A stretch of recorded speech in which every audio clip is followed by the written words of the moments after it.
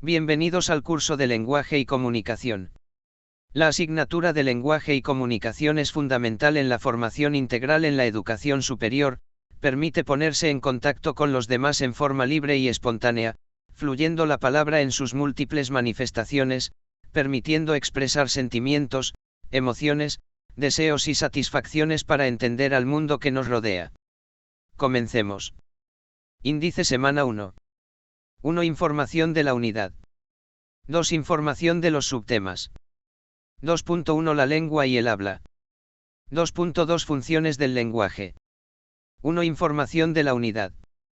Objetivo: identificar las características y diferencia entre lengua, lenguaje y habla, ejemplificándolo con su entorno.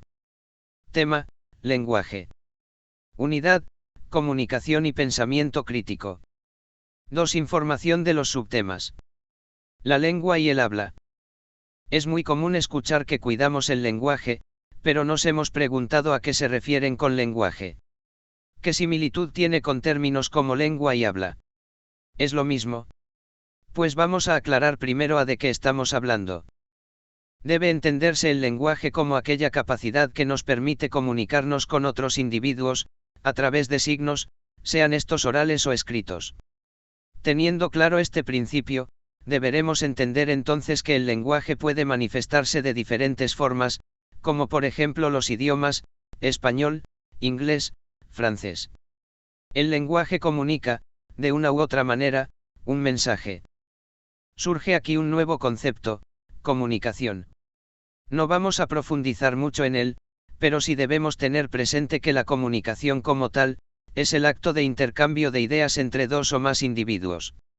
Ya debemos relacionar entonces que para que haya una comunicación requerimos de un lenguaje común entre los actores del proceso de comunicación. Ocupémonos entonces de la lengua. La lengua no son más que códigos que utilizamos, y que hemos aprendido, para nombrar todo aquello que nos rodea. Esos códigos son un sistema de signos que hemos ido memorizando y que mantenemos deben ser iguales entre varias personas para que pueda existir comunicación. La lengua se relaciona con el lenguaje desde el uso individual que le damos cada uno de nosotros, es decir, a través del habla. Es decir, cuando una persona decide, de forma individual, construir un mensaje, decide qué signos utiliza y esos signos tienen normas o reglas a las que se tiene que ajustar, por lo que todo este conjunto de acciones se plasma en sonido o en escritura, que, sumado a la lengua, se convierte en un acto de comunicación. El lenguaje está compuesto por la lengua, que es el idioma, un modelo general y constante para quienes integran una determinada colectividad lingüística, y el habla, la materialización momentánea de ese recurso, una acción individual y voluntaria que se lleva a cabo mediante la fonación y la escritura. Funciones del lenguaje. Hay varios autores que describen las funciones del lenguaje según la aplicación que se da en los distintos entornos. Visualizaremos dos de ellas. La primera, que es abordada por la mayoría de autores, y una perspectiva diferente que plantea Buller para tener una noción de qué se visualiza para tomar posturas frente a un concepto. Para empezar, hay que tener claro que las funciones del lenguaje son aquellas expresiones que el emisor puede transmitir a través de las actitudes, del quien habla, en la comunicación oral y del escritor, en el caso de la comunicación escrita. El lenguaje se usa para comunicar, sea esta una realidad, una pregunta, una admiración, una orden. Según el uso que hagamos de ellos, se construyen las oraciones, y por lo tanto se expresan esas realidades que mencionamos, y se configura una función en específico. El lenguaje tiene 6 funciones según Rouman Jacobson. 1. Función emotiva o expresiva. 2. Función conativa o apelativa. 3. Función referencial. 4. Función metalingüística. 5. Función fática. 6. Función poética. Cada función está asignada a cada uno de los componentes básicos del proceso de comunicación. Emisor, función emotiva. Contexto, función referencial. Receptor, función conativa. Mensaje, función poética. Código, función metalingüística. Canal, función fática.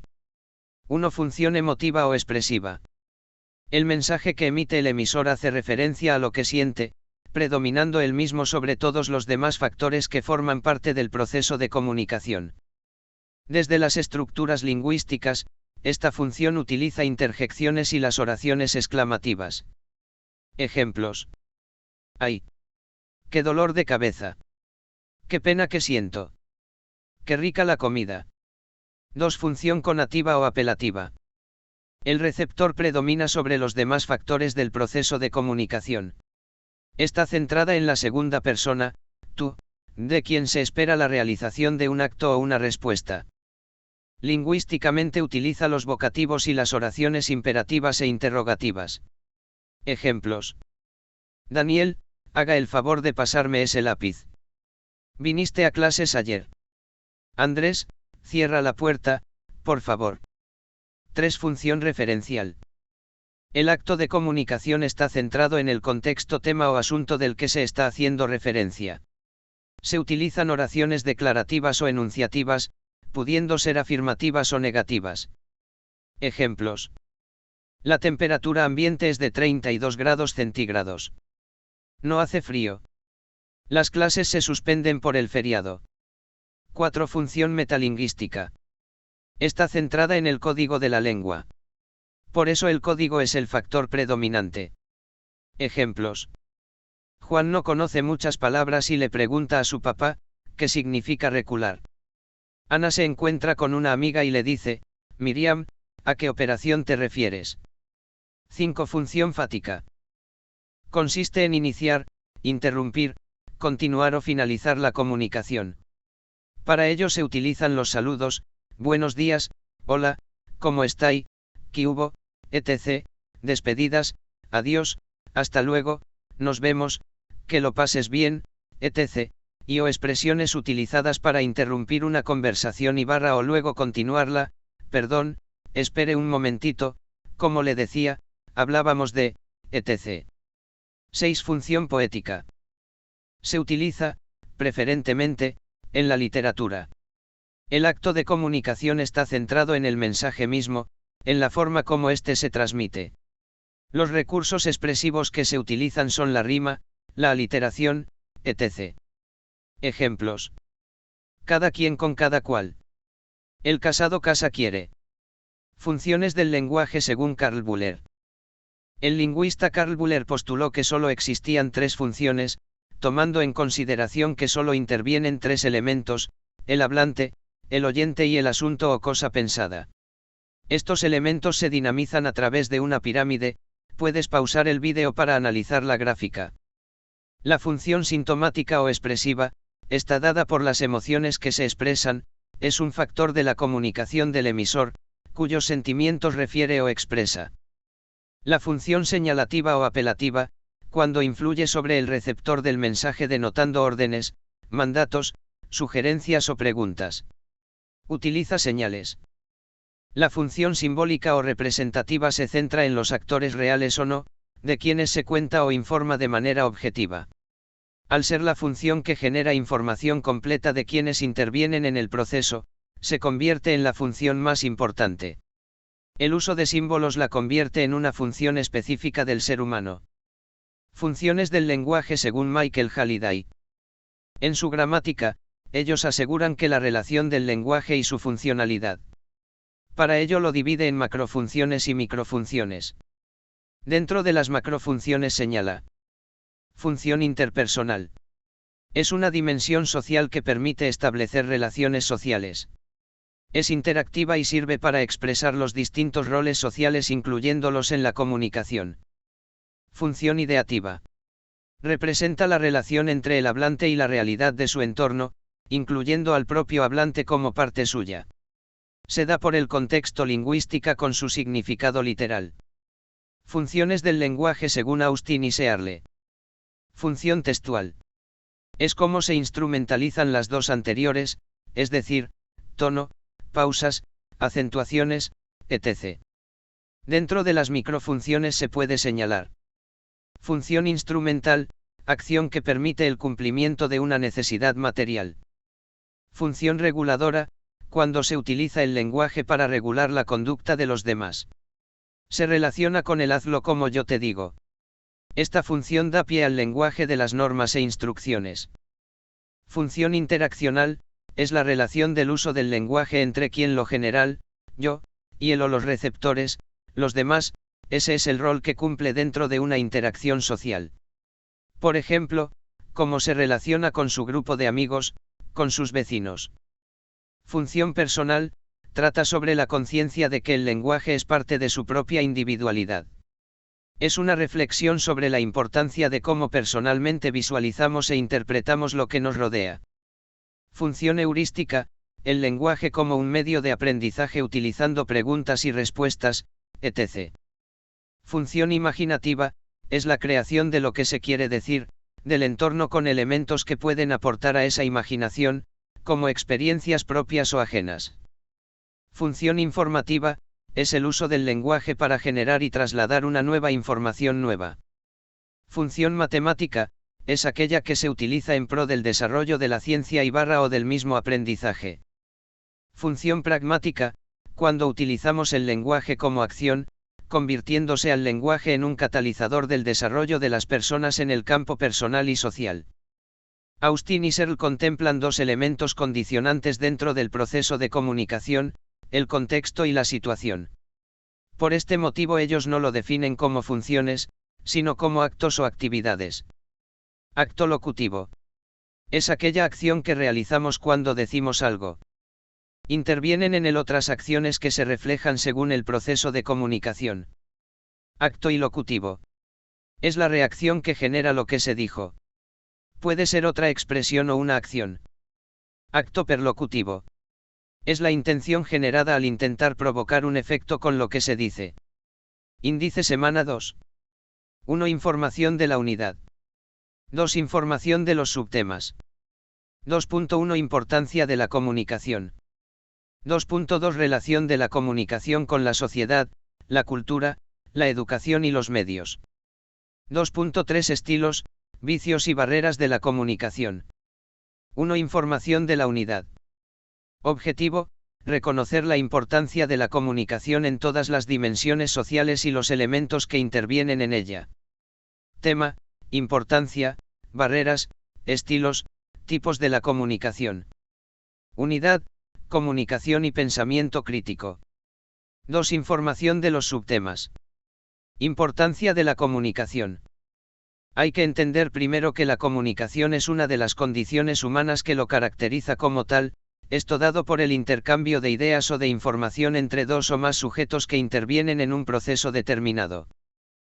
Para poder concretar un proceso de comunicación, deben intervenir al menos tres elementos que se convierten en fundamentales: emisor, mensaje y receptor. Al ser este un proceso establecido en la interrelación de ser vivos, el mismo proceso se convierte en un intercambio dinámico de funciones, acciones, estímulos y respuestas que, según su naturaleza, incorpora otros elementos que también se dinamizan. Este particular fenómeno llamó la atención de estudiosos de las ciencias sociales y sobre todo de la lingüística, lo que permitió establecer ciertos patrones de conducta y de funcionamiento, que los fueron definiendo como modelos de comunicación. Si hablamos de modelos de comunicación, probablemente evoquemos aquellos recuerdos escolares donde nos hablaban de emisor, canal, mensaje y receptor. Pues hay varios modelos de comunicación según los elementos que intervienen, todo desde el punto de vista de sus respectivos autores. Un breve recorrido por los más importantes nos lleva al año 1948, donde dos matemáticos parten desde el principio de la electrónica, y establecen una relación entre la comunicación electrónica y la comunicación humana. Si observamos ambos modelos, reconoceremos su parecido singular, en los elementos que intervienen y en la dinámica cómo se desarrolla. Es decir, una fuente genera un impulso que requiere determinadas condiciones para que llegue a su destino.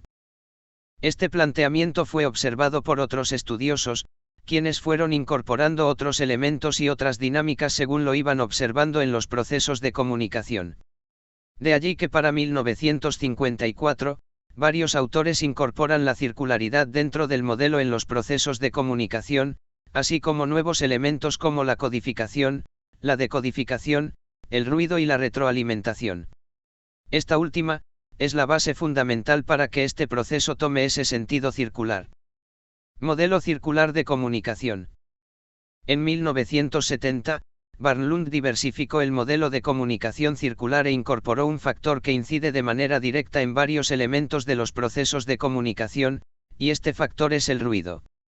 El ruido puede deformar, generar o amoldar los procesos de comunicación desde sus efectos hasta sus propios elementos. El constante intercambio e influencia recíproca entre los participantes de la comunicación, propicia una constante interdependencia entre el origen o fuente de la información con el o los receptores. La retroalimentación, el ruido y la influencia del contexto social o ambiental, físico o psicológico, se presentan de manera variable, lo que genera una dinámica imprevisible. De ahí el nombre de transaccional. Modelo transaccional. La dinámica en la que se desenvuelven todos los elementos hace que no haya un orden o una dependencia el uno del otro. Componentes de la comunicación. Para analizar cada uno de los modelos planteados, y sobre todo, el modelo transaccional, se debe considerar cuáles son los componentes de estos modelos y cómo debemos concebirlas. Verlo describe a cada uno de ellos de la siguiente manera. 1. La fuente, codificador. Es donde se origina el mensaje y este puede ser una persona o un grupo de personas, o incluso puede ser una institución, por ejemplo, un boletín de prensa o comunicado en nombre de una institución pública o privada. 2. El emisor, también codifica. Es la persona que envía o emite el mensaje. La fuente y el emisor pueden ser una misma persona si es que es esa misma persona la que genera la idea. 3. El receptor, decodificador. Es la persona o grupos de personas a quienes va dirigido el mensaje o incluso, todo aquel que haya captado el mensaje. 4. El mensaje. Es el contenido expresado y transmitido por el emisor. Cuenta con 3 elementos. A. Código. Sistema estructurado de signos, español, inglés, música. B. Contenido. Las ideas que constituyen el mensaje. C. Tratamiento. El modo de decir el mensaje, con el objetivo de facilitar la comprensión del mensaje. 5. El canal. Es el medio o vehículo por donde se envía y viaja el mensaje. 6. La retroalimentación. Es el elemento clave que facilita la interacción entre emisor y receptor. Esta puede ser verbal, expresada, o no verbal, implícita. 7. El ruido. Son obstáculos que se presentan en cualquier momento del proceso de comunicación y que interfiere de una u otra manera en la transmisión del mensaje y en el cumplimiento del mismo. Estos pueden ser psicológico, fisiológico, semántico, técnico o ambiental. 8. El contexto. Es el ambiente físico, situación social y estado psicológico en el que se encuentran tanto el emisor como el receptor en el momento de la comunicación. A. Contexto físico. Lugar o condiciones físicas en las que se realiza el proceso de comunicación.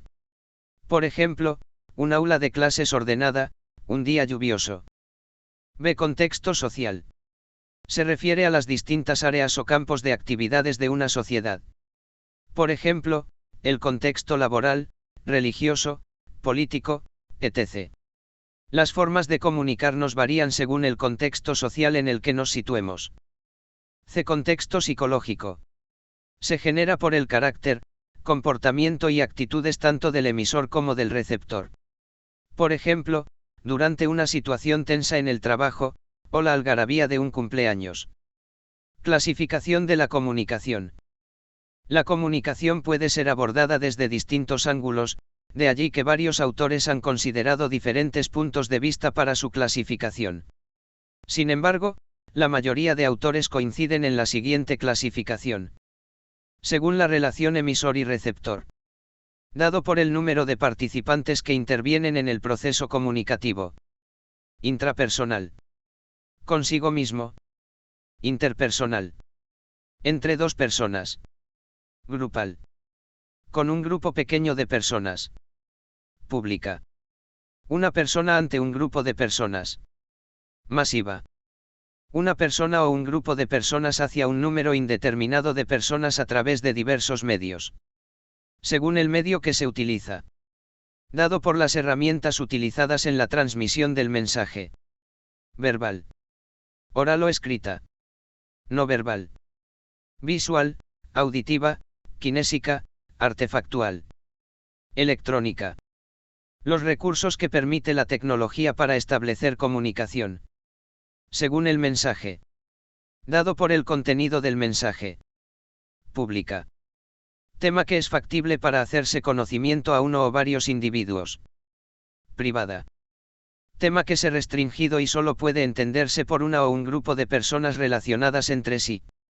Dado por el tratamiento del mensaje. Culta. Lenguaje académico. Especializado y o técnico. Estándar. Lenguaje que es entendible por la mayoría de personas que conforman una sociedad o un país. Coloquial. Lenguaje más personalizado o familiar entre personas cercanas, familia, amigos. Popular. Lenguaje común, vulgar, propio de hablantes de pueblos, regiones o grupos específicos. Puede llegar a ser obsceno. Según el contexto. Dado por la situación social y ambiente psicológico en el que se produce. Formal. Sujeta a normas, orden, roles. Informal. Espontánea, natural. Relación de la comunicación con la sociedad, la cultura, la educación y los medios. La comunicación está considerada como uno de los pilares fundamentales en el desarrollo de la civilización, es la que ha permitido la evolución no solo del ser como individuo, sino el desarrollo de una infinidad de herramientas que le han permitido ir acrecentando su poderío en las distintas esferas de desenvolvimiento del ser humano. Entendiendo a la comunicación como el proceso de intercambio de ideas y pensamientos, se considera allí la base para la construcción de una sociedad, permitiendo la interacción entre sí, permitiendo que se realice intercambios entre los conocimientos y rasgos culturales, cooperando para la consecución de metas en común. En la actualidad nosotros no concebimos otra forma de vida que no sea a través de los diferentes escenarios de comunicación. Para los adultos, el entorno laboral gira alrededor de la sociedad, la producción y la interacción con otros, no solo de manera personal, sino en todas las circunstancias. Por ejemplo, es vital pertenecer a una red para mantenerse al tanto de todo lo que hay que hacer en el trabajo. En el aspecto social, todas las relaciones familiares y de amigos se efectúan y concretan a través de círculos sociales regidos por la tecnología. En el campo educativo, las herramientas de comunicación son vitales para construir el conocimiento, desde las edades tempranas hasta los más complejos procesos formativos que existen. Y no solo es la interacción docente-alumno, sino todo el entramado académico que de por sí, ya es una herramienta digital que abre puertas a las distintas ramas del conocimiento, tomando en consideración que en un mundo globalizado, la información multidireccional abunda en todos los espacios de cada uno de nosotros. Toda esta funcionalidad no podría ser tal de no ser por el desarrollo tecnológico. Es importante destacar el desarrollo tecnológico como la razón por la que las herramientas de comunicación se hayan diversificado y puesto cada vez más a la mano de los individuos, quienes hemos ido sacando provecho de todas esas ventajas y propiedades en nuestro beneficio. Los medios de comunicación no pueden ser la excepción, son ellos quienes han sacado la mayor ventaja de estas herramientas, y se han posicionado de los escenarios comunicativos y han masificado una tarea que anteriormente era propia de ellos, pero con los instrumentos adecuados, cualquiera de nosotros puede convertirse ya en un medio de comunicación generando información para una comunidad indeterminada que se muestre interesada con lo que cada uno de nosotros quiere contar. Hay que ser conscientes entonces, de los propósitos de la comunicación.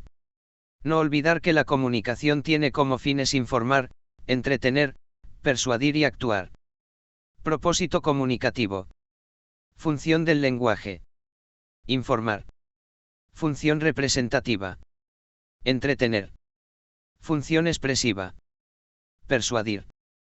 Función apelativa. Actuar. Función apelativa. Estilos, vicios y barreras de la comunicación. Los procesos de comunicación se establecen desde la prioridad de quien construye el mensaje, es decir, es este primer elemento el que condiciona cómo será la comunicación, qué elementos deberían, de forma básica, intervenir en el mismo. Sin embargo, hay ciertas condiciones que se adhieren al proceso y que terminan entorpeciendo dicho proceso, lo que puede provocar nuevas interpretaciones del mensaje o que se requiera un nuevo proceso de comunicación, como refuerzo de la idea principal establecida. Esas dificultades circunstanciales son denominadas barreras dentro de los procesos de comunicación. Estas barreras son factores que alteran el flujo normal de la experiencia comunicativa verbal.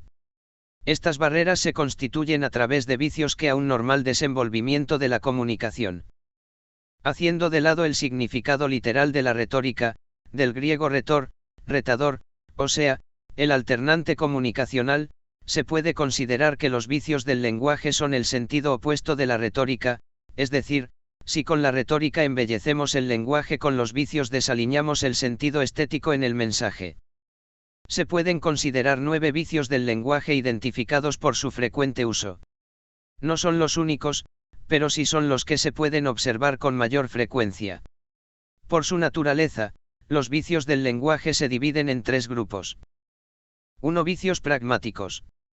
Suceden por el solo hecho de emplear alguna forma lingüística fuera de la convención, por temporalidad.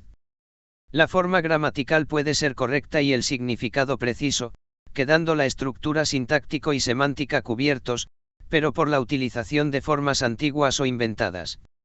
La comunicación se obstaculiza. Pueden ser arcaísmos. Son todas aquellas palabras cuyo uso ha sido descontinuado del habla y de la escritura cotidiana. Ocurre con frecuencia cuando el objeto al que se hace referencia, deja de utilizarse.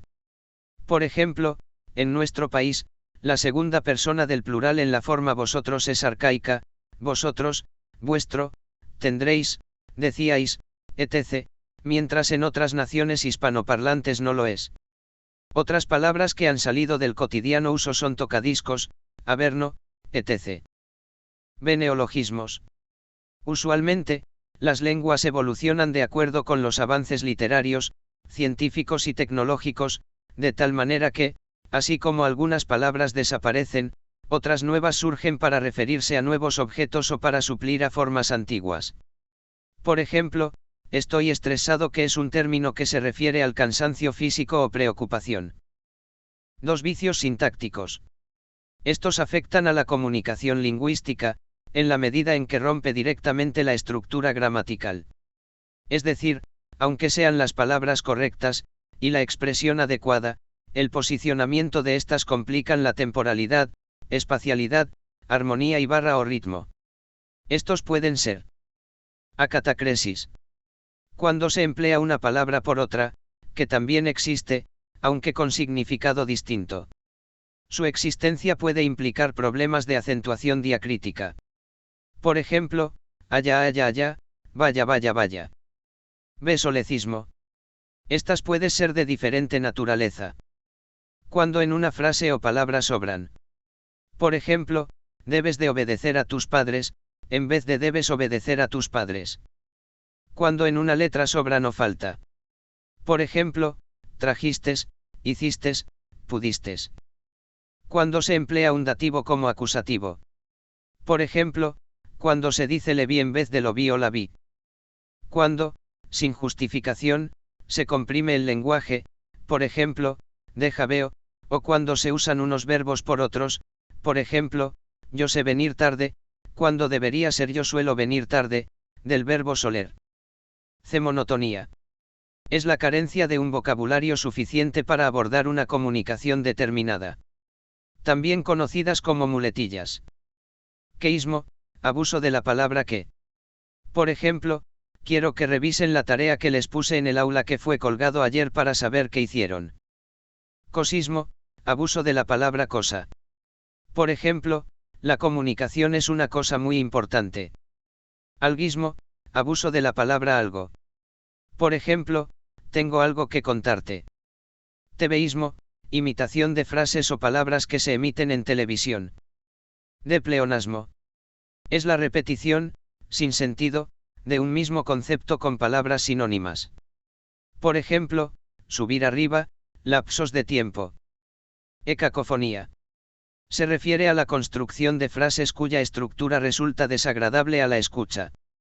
Por ejemplo, hay que contar cuántos cuentos cuentas desde que los empiezas a contar. 3 vicios semánticos. Son aquellos que, sin alterar el orden sintáctico, dificulta el significado incluyendo de vocablos extraños. Se clasifican en anfibología. Es cuando se da lugar a dobles sentidos o a sentidos desfigurados que confunden al usuario. Por ejemplo, Juan va a casa de Luis en su auto. En este caso, ¿de quién es el auto? B. Barbarismos.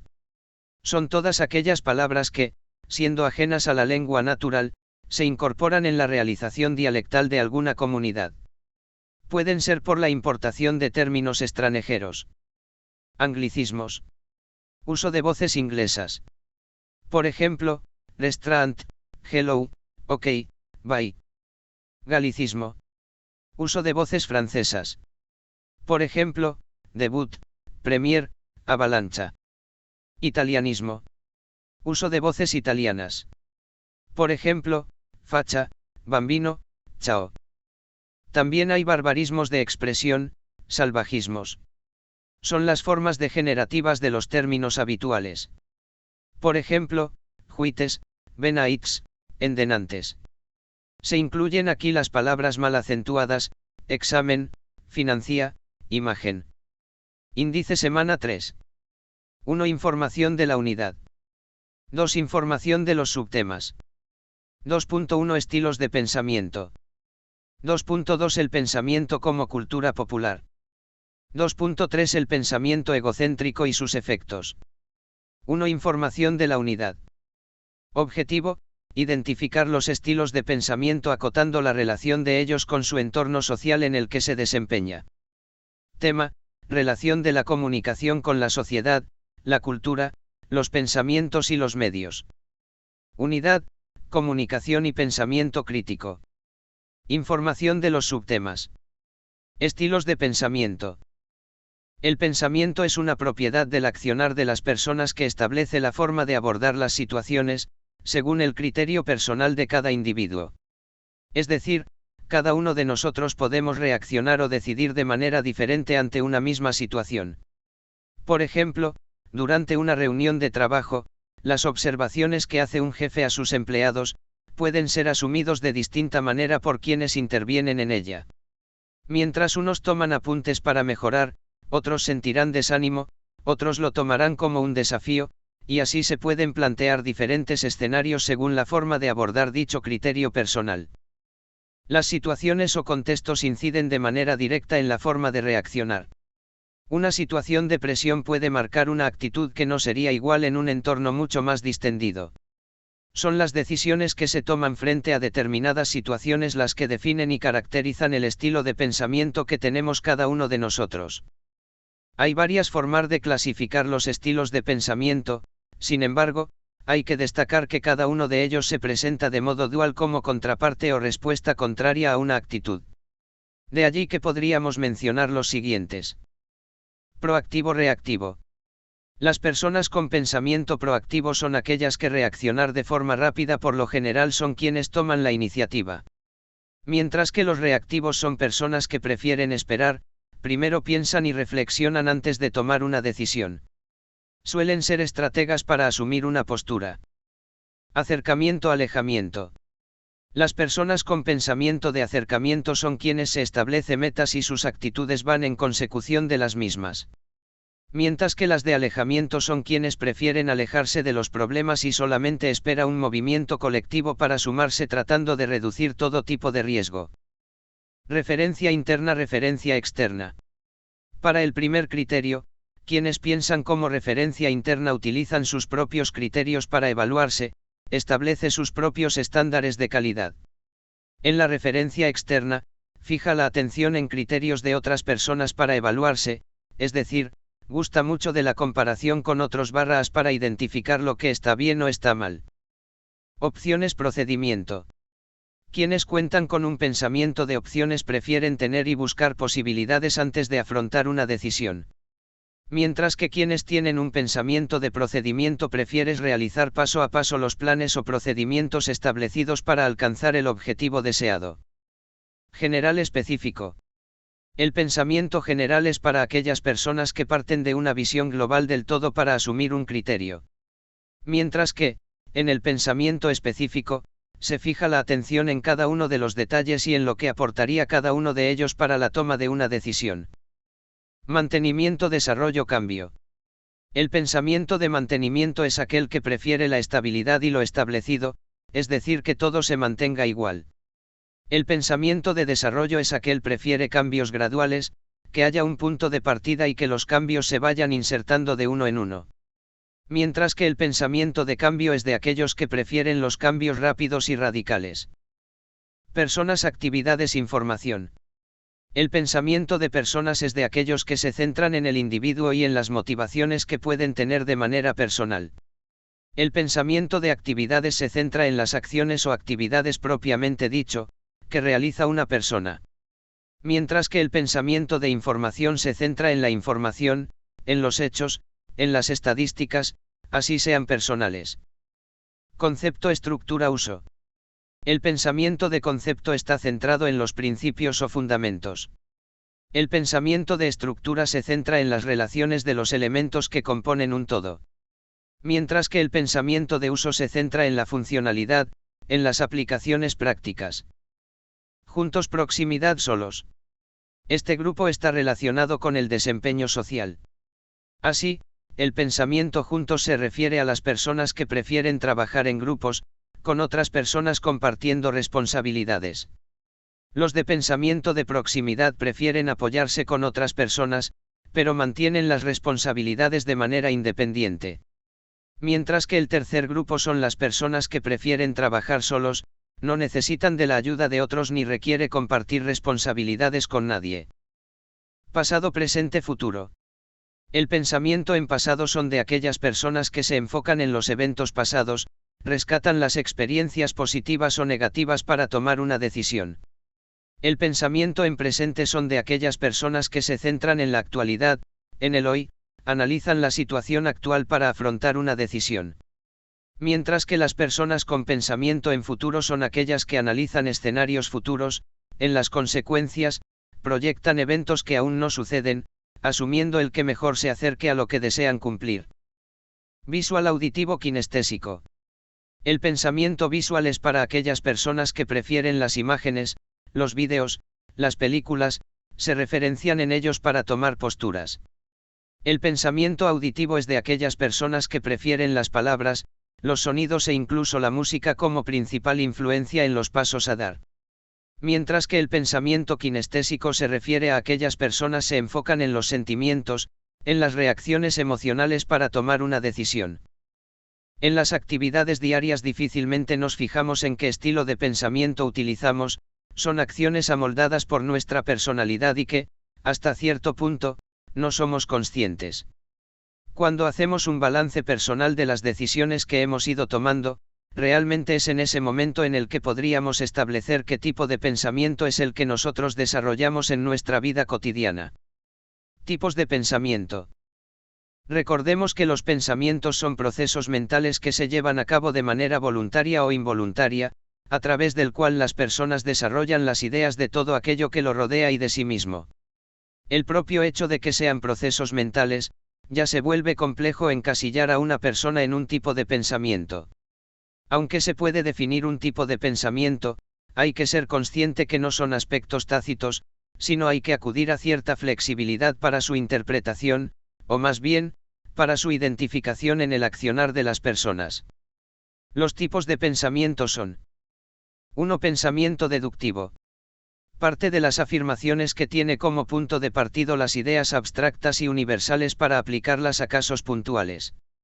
Por ejemplo, tomamos como punto de partida que un ecuatoriano es alguien vive en Ecuador, y que Ecuador está en América del Sur, podemos llegar a la conclusión que Eugenio Espejo era sudamericano. 2. Pensamiento inductivo.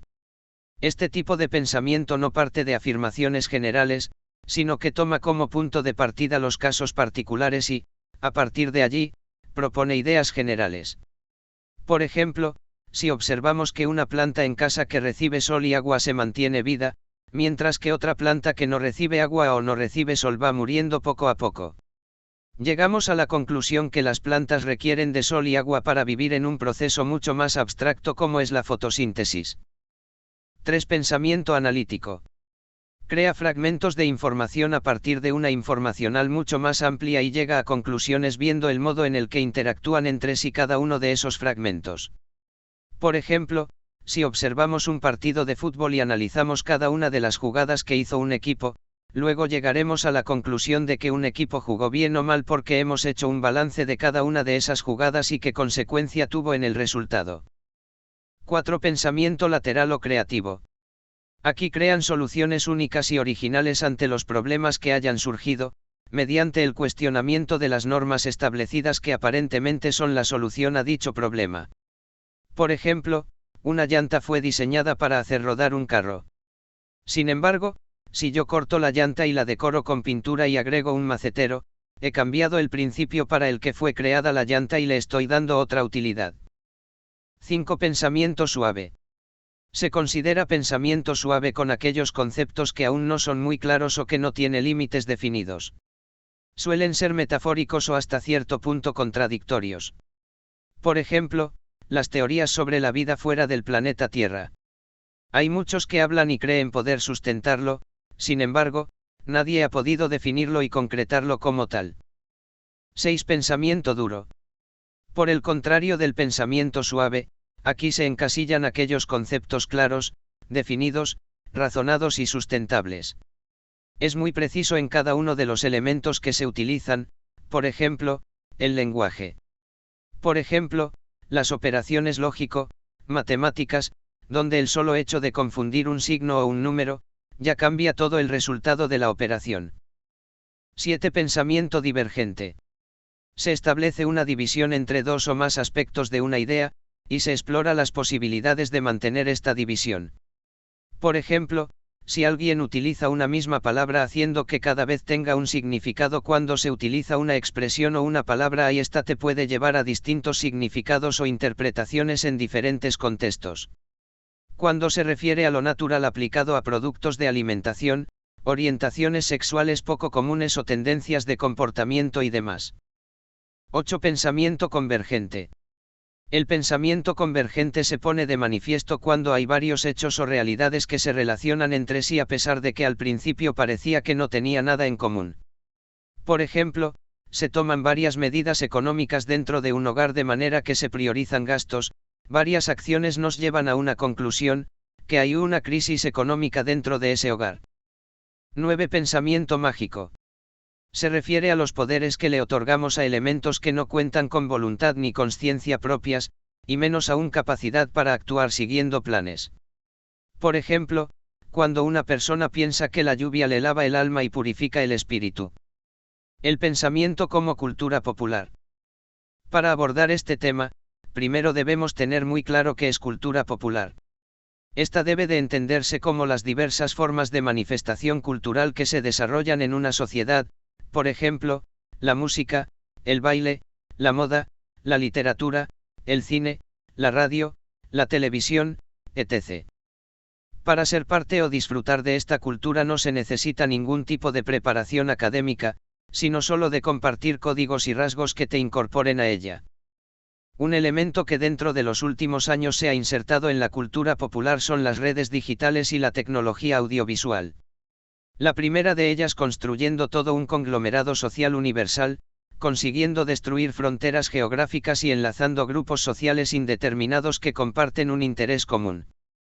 En lo que respecta a la tecnología digital, el avance de la producción audiovisual ha magnificado el alcance del cine y la televisión en sus respectivas épocas.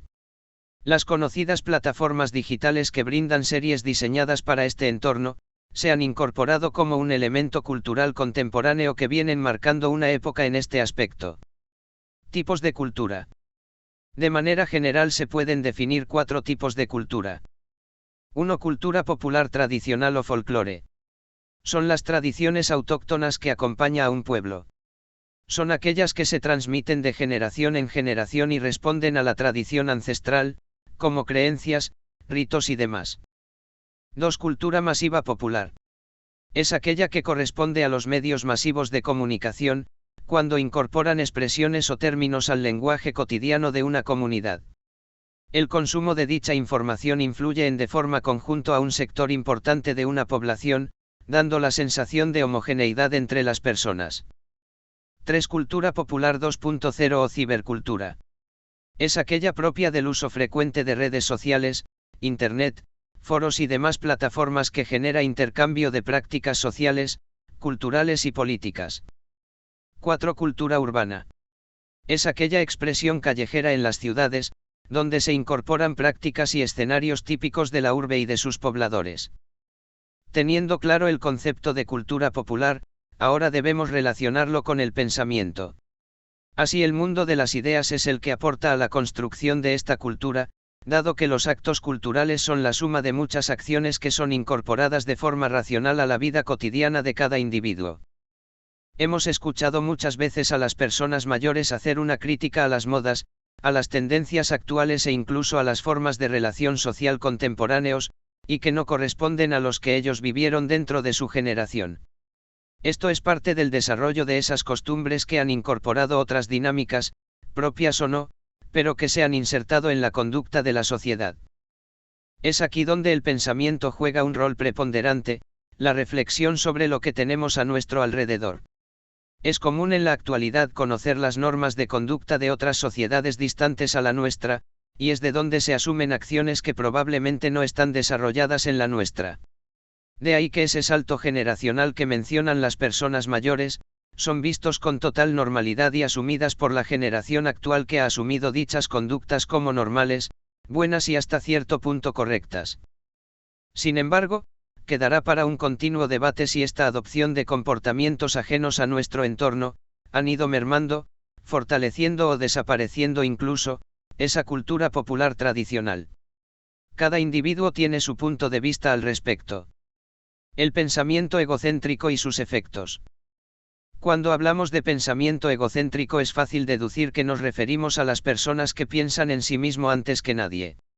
Sí, hay personas que tienen como su principal prioridad su bienestar sin importar lo que suceda a su alrededor y lo que le afecte a quienes sean su entorno. Pensamiento egocéntrico. El pensamiento egocéntrico es el principal impedimento para razonar de manera crítica. El mismo surge del triste hecho de que los humanos no solemos considerar los derechos y necesidades de los demás, ni tampoco valoramos el punto de vista de otros o desconocemos las limitaciones de nuestro punto de vista. No reconocemos las suposiciones egocéntricas, el uso egocentrista que hacemos de la información, la forma egocéntrica en la que interpretamos datos, la fuente egocéntrica de nuestros conceptos e ideas ni las implicaciones de nuestro pensamiento egocéntrico. El pensamiento egocéntrico no se refiere necesariamente al egoísmo, sino más bien a un tipo de pensamiento donde no se tienen en cuenta la gran cantidad de puntos de vista que puede haber sobre una misma situación. Hay 5 tipos de pensamientos egocéntricos. 1. Egocentrismo innato. Este tipo de pensamiento se basa en la idea de es cierto, porque yo lo creo cierto. Están convencidos y punto. 2. Sociocentrismo innato. Este tipo de pensamiento puede basarse en paradigmas que son creídos por el grupo al que pertenece quien apoya el sociocentrismo innato. Puede ser creencia religiosa, cultural o una manera de hacer las cosas. Si el grupo dice que se hace así, o que esto es así, él también lo cree y no lo pone en duda, no cuestiona la base de estas creencias. 3. Cumplimiento de deseos innatos. Algunas personas, por conveniencia, eligen creer en determinados paradigmas o premisas, porque es bueno, les libera de la culpa, no les exige cambiar de opinión ni tener que poner en duda lo que creen que es cierto. Creen en todo lo que signifique no tener que aceptar que cometió un error. 4. Autovalidación innata. Aquí se identifican a las personas que creen en lo que alguna vez sucedió y por lo tanto tiene que ser así, por la simple razón de que así pasó. No consideran la posibilidad siquiera de que haya evolución o cambio, todo es inamovible. 5. Egoísmo innato. Son las personas que lo tienen simplemente porque les conviene. Se aferran a una creencia porque ello les permite mantener o tener más poder sobre otras. No se consideran opciones, alternativas o razones, solo es así y punto.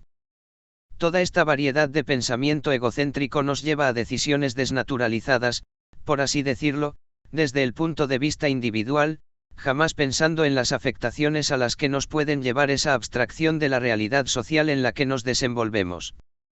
Muchas veces vemos en nuestros trabajos o en casa que se toman decisiones que tienen un daño de orden colateral, y podemos constatar las afectaciones a las que se puede llegar. Pero, hemos pensado en cuáles son las afectaciones que provocan nuestras decisiones, hemos podido reflexionar a quienes hemos ido haciendo de lado por cada decisión que tomamos, por cada paso que damos. Los invito a considerarlo por un segundo, y mirar a nuestro alrededor para saber qué es lo que estamos haciendo en nuestra vida y a quienes están a nuestro alrededor y qué tipo de efecto están recibiendo de ellos. Índice semana 4. 1. Información de la unidad. 2. Información de los subtemas. 2.1 Habilidades del pensamiento crítico. 2.2 Estrategias para promover el pensamiento crítico. 2.3 Escucha activa y comunicación asertiva. 1. Información de la unidad. Objetivo: reflexionar sobre el pensamiento crítico y su importancia en la comunicación asertiva. Tema: pensamiento crítico. Unidad: comunicación y pensamiento crítico. Información de los subtemas. Habilidades del pensamiento crítico. Muchas veces hemos escuchado sobre la importancia del pensamiento crítico, pero primero debemos entender qué es. Moreno y Velasco definen al pensamiento crítico como una capacidad adquirida que permite el razonamiento reflexivo centrándose en el decidir y el qué hacer. Se considera que el pensamiento crítico es propositivo producto de la interpretación, análisis y uso de diferentes estrategias que, a través del pensamiento, se llega a la construcción del conocimiento. Es decir, se debe ejecutar un proceso que tiene como eje fundamental pensar, y es esa acción la que debe tener un resultado, conocimiento. Es el pensamiento racional, reflexivo, interesado que permite evaluar los argumentos o proposiciones formulados que guían el desarrollo de las creencias y la toma de decisiones. Pensamiento crítico. El pensamiento crítico es la habilidad de analizar hechos, generar y organizar ideas, defender opiniones, hacer comparaciones, hacer inferencias, evaluar argumentos y resolver problemas. En resumen, el pensamiento crítico es una forma de pensar con responsabilidad en relación con la capacidad de emitir juicios. Desde la etapa formativa, entiéndase la universidad, se puede propiciar el pensamiento crítico, es más, debe ser incorporado este escenario como una actividad inherente y casi que obligatoria, como una instancia reflexiva a la que se tiene que acudir, como un acto natural de respuesta a los estímulos provocados por cada tema tratado en clases. Es decir, es en estos momentos donde debe ser impulsada esta visión crítica y reflexiva de cara a asumir ciertos conocimientos, conceptos o prácticas que nos llevarán a un futuro desempeño profesional acorde a los códigos éticos con los que cuenta cada persona. Así, cada alumno puede poner en juego su pensamiento o juicio crítico desde distintas instancias. Por ejemplo, opinar favorable o desfavorablemente sobre algo. Extraer una inferencia o deducción valorativa respecto de algunas afirmaciones. Argumentar determinados planteamientos, asumiendo una postura. Evaluar una determinada situación o un acontecimiento. Sobre esto, Descartes resalta que los estudiantes que de manera independiente saben qué tiempo dedican a estudiar, plantean sus propias metas de corto, mediano o largo plazo, que cuidan de manera minuciosa cada detalle, se imponen estándares de satisfacción y son más persistentes frente a los obstáculos, demuestra de que han desarrollado un pensamiento crítico. López señala las 15 capacidades propuestas por Ennis, que pueden evidenciar que una persona ha desarrollado el pensamiento crítico. 1. Centrarse en la pregunta. 2. Analizar los argumentos. 3. Formular las preguntas de clarificación y responderlas. 4. Juzgar la credibilidad de una fuente. 5. Observar y juzgar los informes derivados de la observación. 6. Deducir y juzgar las inducciones. 7. Inducir y juzgar las inducciones. 8. Emitir juicios de valor. 9. Definir los términos y juzgar las definiciones. 10. Identificar los supuestos. 11. Decidir una acción a seguir e interactuar con los demás. 12. Integración de disposiciones. 13. Proceder de manera ordenada de acuerdo con cada situación. 14. Ser sensible a los sentimientos, nivel de conocimiento y grado de sofisticación de los otros.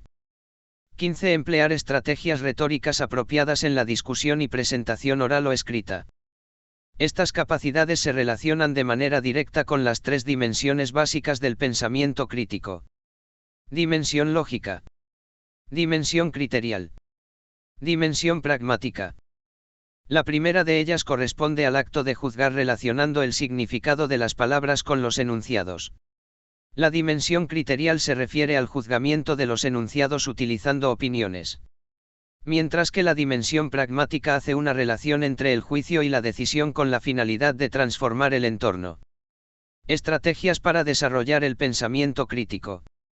Desarrollar el pensamiento crítico dentro de una sociedad tan tecnológica y con tantas herramientas que pone casi todo el mundo al alcance de sus manos, es uno de los mayores desafíos que ha venido entrando al debate, sobre todo en los entornos académicos y de formación.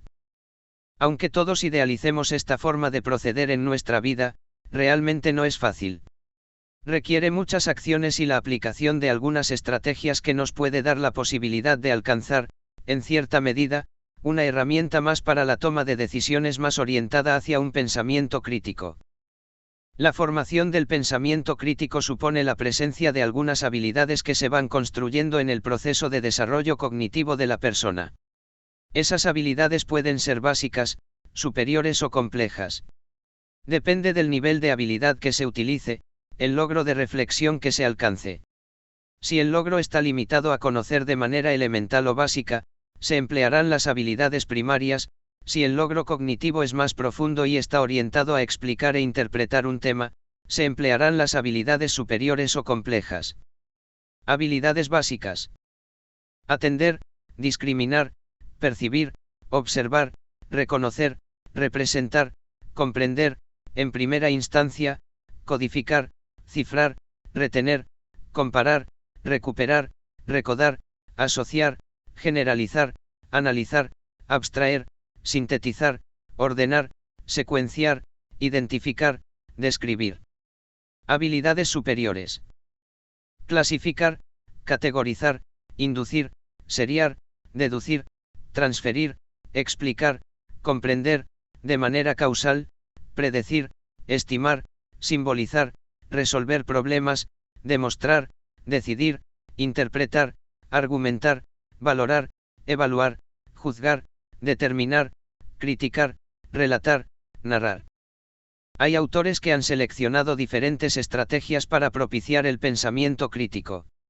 Aquí vamos a plantear 8 acciones que nos pueden ayudar tanto dentro como fuera de clases.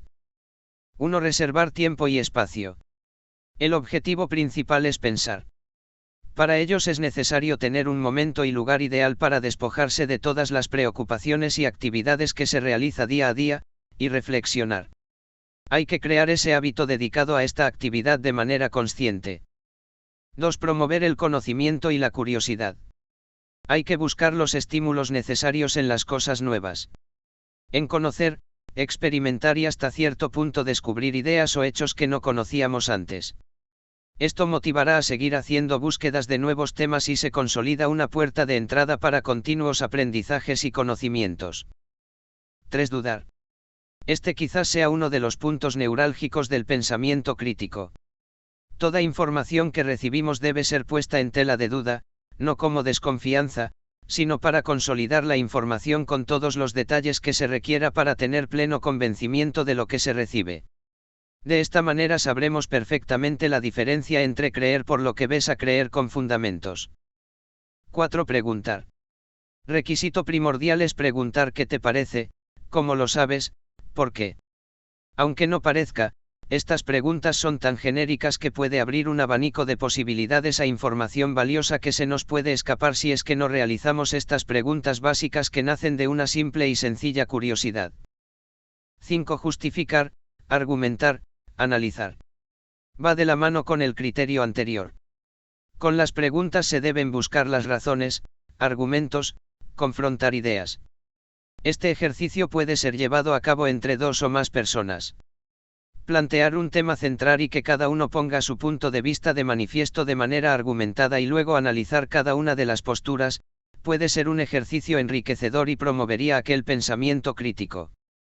6. Autonomía. La autodisciplina es fundamental. No solamente leer o buscar información porque nos la envían de tarea, sino proponerse una autonomía en la búsqueda de temas, información, ideas. Cada uno de nosotros debe hacerse responsable por cada una de las ideas o conclusiones a las que ha llegado. A la hora de compartir esas ideas, se notará la independencia con la que ha procedido cada uno. 7. Ampliar miradas. Tomar en cuenta varios puntos de vista. No quedarse solo con una fuente de información, hay que tomar en consideración los que hablan a favor de un tema, pero también se debe tomar en cuenta a quienes están en contra de un tema o criterio.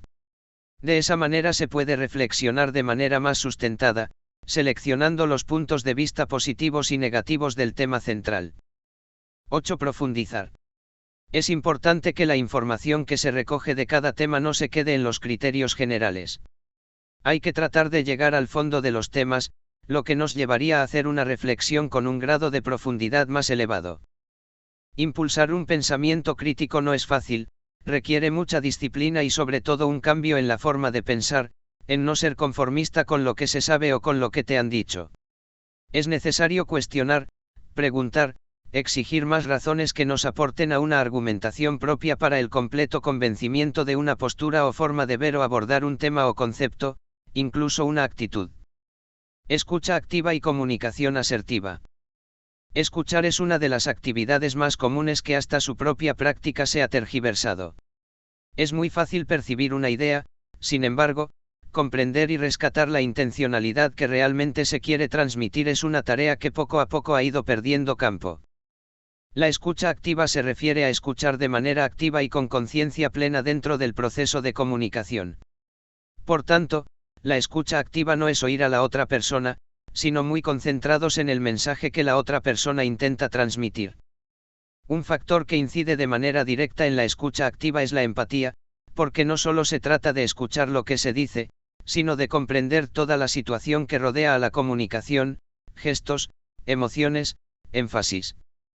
Además, se incorporan otros elementos que condicionan esa escucha activa, la validación emocional que es el acercamiento, reconocimiento y aceptación del estado emocional como incidente en el proceso de comunicación. Por ejemplo, si una persona comenta su experiencia llorando, esa validación emocional interviene en el reconocimiento de esas lágrimas como un factor que incide en la vivencia expresada. La aceptación consiste en dar por cierta la relación comunicacional reconociendo un proceso de comunicación con los actores que intervienen. El feedback o retroalimentación es otro de los factores que propicia la escucha activa. Mediante ella se genera el intercambio dinámico de ideas y de cuestionamientos que permiten profundizar en el tema de comunicación o del mensaje. La disposición psicológica es otro de los elementos que propician la escucha activa. Es estar en el momento presente, prestar atención constante y observar al otro, buscando identificar el contenido de lo que dice, los objetivos y los sentimientos. Y finalmente, la expresión, que es la afirmación de la información recibida. La función fática del lenguaje es la que interviene es este aspecto, ya, veo, entiendo, y el lenguaje no verbal, gestos, afirmación con la cabeza, etc. La comunicación asertiva. Está dada por la actitud personal positiva al momento de establecer una relación comunicativa con los demás. Consiste en expresar criterios y opiniones evitando cualquier tipo de reproche, enfrentamiento o descalificación en las acciones de los otros. Asertividad. Respetar y expresar aquello que necesitas, sientes y piensas y obrar en consecuencia, sin pasividad o agresividad. La escucha activa deriva en una comunicación asertiva. De ahí que las características propias de la primera se convierten en la segunda, es decir, la empatía es el eje fundamental de ellas. También implica expresar un mensaje claro tanto en las palabras como en los gestos, en un clima positivo y sin conflicto. Los 5 pilares de la escucha efectiva son: 1. Centrarse en la persona que habla. 2. Mantener el contacto visual con esa o esas personas. 3. No interrumpir ni yo ningún concepto. 4. No dominar en la conversación. 5. No abusar de la posición. Es decir, no invalidar los argumentos de los demás solo por ser quien tiene el poder. La asertividad es una herramienta que permite optimizar las relaciones humanas y no solamente es decir lo que se piensa, implica comprender nuestras propias necesidades, asumir responsabilidad sobre las propias emociones y por último mantener una conexión con los demás. Antes que pensar en ganar discusiones, hay que centrarse en comprender las necesidades propias y la de los demás. Para alcanzar esa comunicación asertiva se recomienda: 1. Observar y comunicar sin juzgar a nadie. 2. Identificar y expresar los sentimientos. 3. Identificar las necesidades propias no satisfechas. 4. Expresar esas necesidades de la manera más precisa posible. Actuando de esta manera se podrían desarrollar las habilidades asertivas en el campo comunicativo, lo que permitiría elevar los niveles de satisfacción no solo de manera personal, sino también a quienes se encuentran alrededor. Es una nueva forma de relacionarnos con los demás. Gracias por llegar hasta aquí. Ayúdanos a crecer interactuando con nuestro contenido, me gusta, comentarios, compartir. Hasta el próximo vídeo.